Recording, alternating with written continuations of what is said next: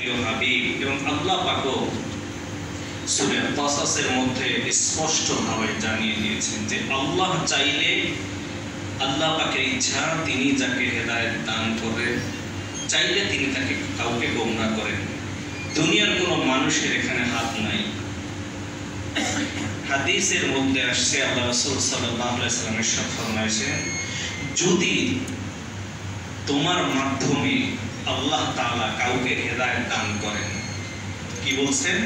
তোমার মাধ্যমে যদি আল্লাহ পাক কাউকে হেদায়েত দান করেন। এই কথা বলেন নাই যদি তুমি কাউকে হেদায়েত দাও, তোমার মাধ্যমে যদি আল্লাহ পাক হেদায়েত দান করেন, তাহলে এর পুরস্কার হলো মক্কার যে লাল উট, এর চাইতেও বড় পুরস্কার আল্লাহ তোমার আমলনামায় দান করেন। সুবহানাল্লাহ। আমাদের কাছে যেমন এখন কোটি কোটি টাকা থাকলে সম্পদশালী মনে করি, সেই যুগে সেই সময়ে সবচাইতে লাল উট যার বেশি ছিল, সে সবচেয়ে বেশি সম্পদশালী ছিল। তো সেই সম্পদের চাইতেও আল্লাহ তাআলা বেশি তাকে দিবেন। কিভাবে? একজন মানুষের দাওয়াতের মাধ্যমে যদি আল্লাহ তাআলা তাকে কি করেন? হেদায়েত দান করেন।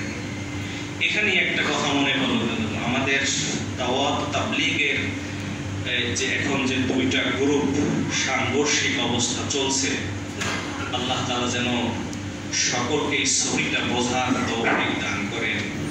দেখেন, স্পষ্ট আল্লাহ তাআলার ঘোষণা যে আল্লাহ তাআলা যাকে ইচ্ছা তাকে হেদায়েত দেন, আল্লাহ পাক যাকে ইচ্ছা তাকে গোমরাহ করেন। মাওলানা সাদ সাহেবের বক্তব্য হলো এখানে হেদায়েতের মালিক আল্লাহ নয়, নাউজুবিল্লাহ। হযরত বেলাল রাদিয়াল্লাহু তাআলা আনহু বলেছিলেন, ইয়া রাসূলুল্লাহ, হেদায়েতের মালিক যদি আল্লাহ না হতেন, হেদায়েতের মালিক যদি আপনি হতেন, আমি সেই হাবশা পর্যন্ত আপনার দাওয়াত যাইতে যাইতে যাইতে যাইতে আমি ইসলামের পথে আসতে পারতাম কিনা আল্লাহই ভালো জানে। সেই পর্যন্ত দাওয়াত পৌঁছতো কিনা। এজন্য হেদায়েতের মালিক কে? আল্লাহ। এই কথা তো স্পষ্ট, হেদায়েতের মালিক আল্লাহ। আপনারা আমাকে ততক্ষণ অনুসরণ করবেন যতক্ষণ আমার ঈমান আকীদা ঠিক থাকবে।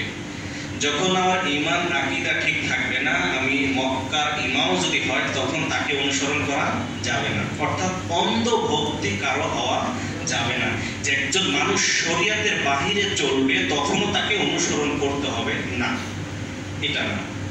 আরো অসংখ্য বিষয় রয়েছে। আর কয়েকটা বিষয় বলি যে দেখেন, বাংলাদেশের ওলামায়ে কেরাম তা সবাই একমত, এর পরেও কিছু সংখ্যক ভাইয়েরা যারা এটাকে নিয়ে বাড়াবাড়ি করতেছে, অতি উৎসাহী হচ্ছে, কোনো মানুষের ইন্ধন পেয়ে হয়তোবা সহিটা কেন বুঝি না।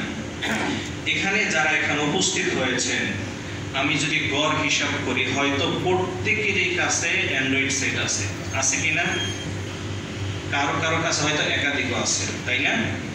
মাওলানা সাদ সাহেবের বক্তব্য হলো, যার কাছে অ্যান্ড্রয়েড সেট থাকবে তার নামাজ হবে না। এরপরে দেখে মসজিদের